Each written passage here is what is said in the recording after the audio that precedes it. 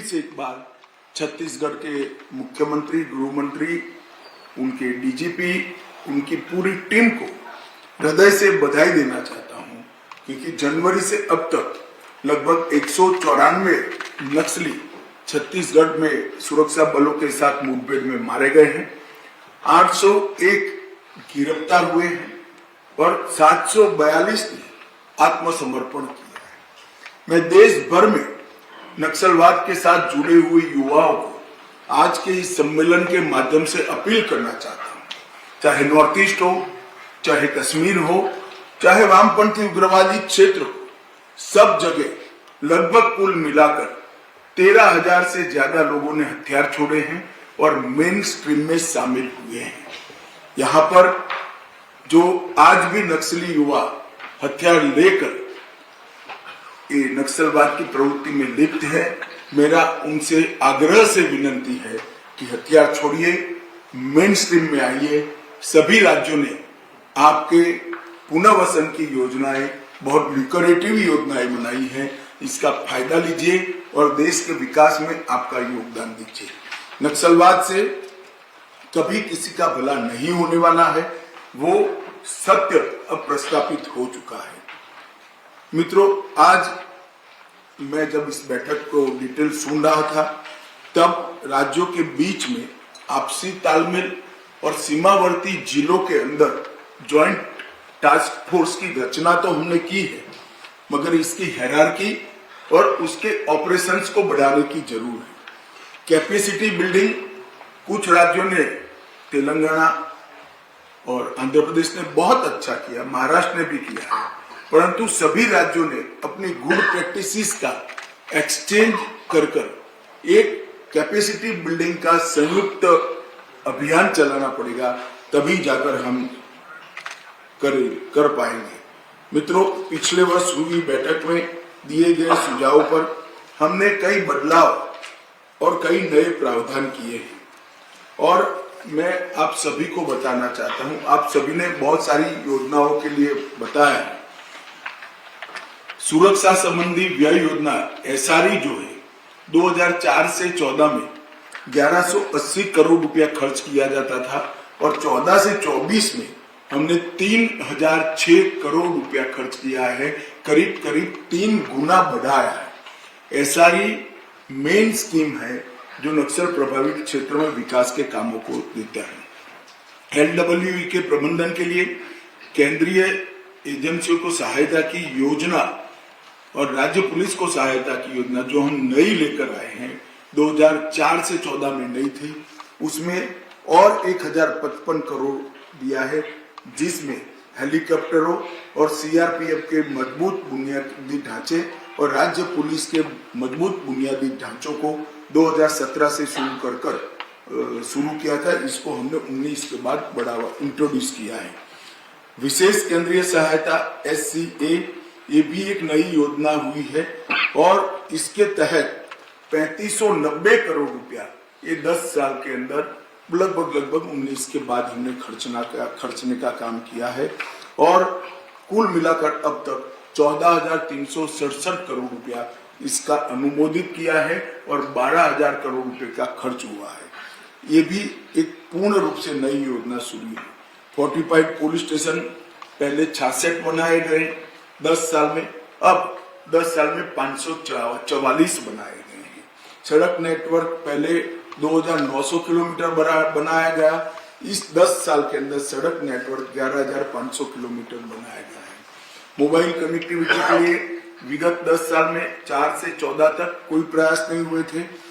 14 से 24 में 15,300 टावर लगा दिए गए हैं और उसमें से 5139 टावर को 4G का भी बनाने का काम समाप्त हुआ है। एकलव्य मॉडल स्कूल 2014 के पहले 38 स्वीकृत हुए थे, एक भी नहीं बना था, अब 216 स्वीकृत हुए और उसमें से 165 एकलव्य मॉडल स्कूल अस्तित्व में आ गए हैं।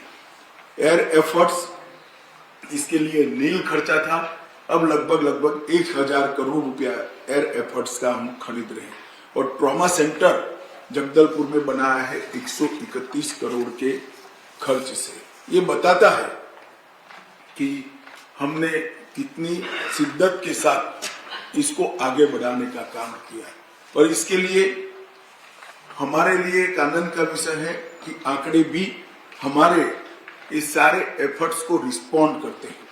हिंसा की घटनाएं जो पहले 16,463 हुई थी, अब 7,700 तक सीमित हुई है, और अगले साल से तो और कम होगी। मगर मैं 10 साल का आंकड़ा कह रहा हूं, लगभग 53% की कमी है।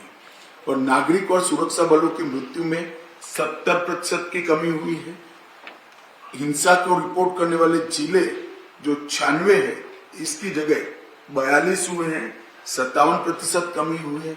मुख्यमंत्री तेलंगाना ने सच ही कहा है, ये जिलों की संख्या इसलिए थोड़ी ज्यादा रखती है कि 42 में से 21 जिले नए बने हैं। अगर पुराने जिलों का हिसाब करें तो अब सिर्फ 16 जिले बचे हैं। तो 96 जिले में से 16 जिले ही वामपंथी उग्रवाद के लिए बने। हिंसा की सूचना देने वाले पुलिस स्टेशन भी 465 से 171 बने हैं, इसमें 50 पुलिस स्टेशन नए बने हैं। तो एक प्रकार से अब 120 पुलिस स्टेशन ही बचे हैं जहां हिंसक घटनाएं हुई है। और मैं मानता हूं कि ये सभी राज्यों के और केंद्र सरकार के साझा संयुक्त प्रयास का परिणाम है, और हम इसको और दृढ़ता के साथ और स्फूर्ति के साथ और एक ही दिशा में आने वाले समय में हम आगे ले जाएंगे, इसका मुझे पूरा विश्वास है। माओवादी इफेक्टेड डिस्ट्रिक्ट की संख्या में भी जो कमी है, इसमें भी कुछ जिलों को हमने, जैसे कुछ मुख्यमंत्रियों का सुझाव आया था, एरिया ऑफ कंसर्न के रूप में चालू रखने का निर्णय किया है, इसलिए वो है।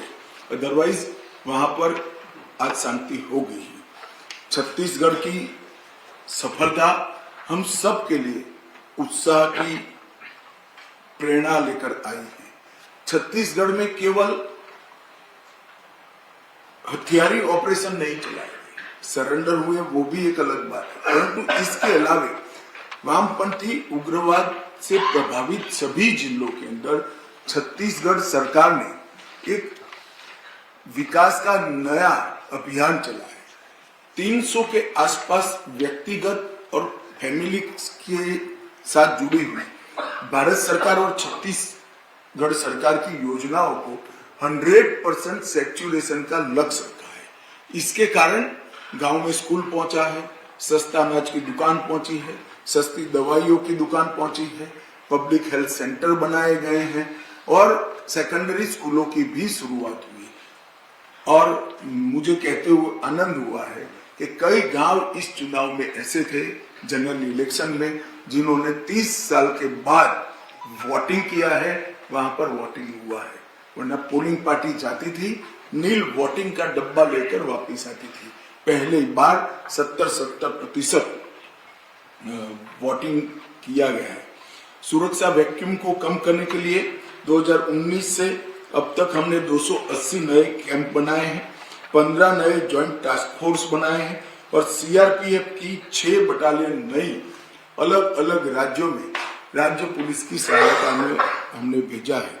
इसके साथ साथ एनआईए को भी हमने एक्टिव कर इनके वित्तीय पोषण को भी रोकने का हमने ऑफेंसिव रणनीति अपनाया है, जिसके कारण इनके पास आर्थिक संसाधनों की कमी, अब सब जगह से रिपोर्ट आ रही है कि आर्थिक संसाधनों की कमी हुई है। डिफेंसिव नीति को बदलकर ऑफेंसिव रणनीति अपनाई है। कई ऑपरेशन 13 दिन, 10 दिन, 12 दिन के चलाए गए, जिसके कारण घेरा कर अगर 12 दिन ऑपरेशन चलता है तो उनको भागने का समय नहीं मिलता है। एनआईए द्वारा प्रोसिक्यूशन के सभी बिंदुओं को समाहित करते हुए एक अच्छा ट्रेनिंग प्रोग्राम बनाया है।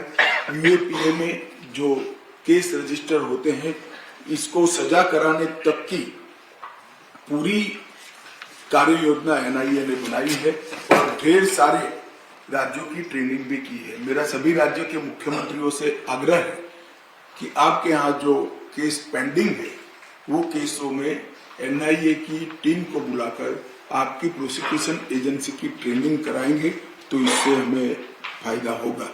केंद्र सरकार ने कई फ्लैगशिप योजनाओं के अलावे सड़क, टेलीकम्युनिकेशन सुविधाओं की सुधार, वित्तीय समावेशन, कौशल विकास, शिक्षा, स्वास्थ्य और पोषण ये सभी बिंदुओं पर एक बहुत थ्रस्ट देकर काम करना शुरू किया। इसके भी अच्छे नतीजे मिले हैं। माननीय प्रधानमंत्री जी ने 2 अक्टूबर को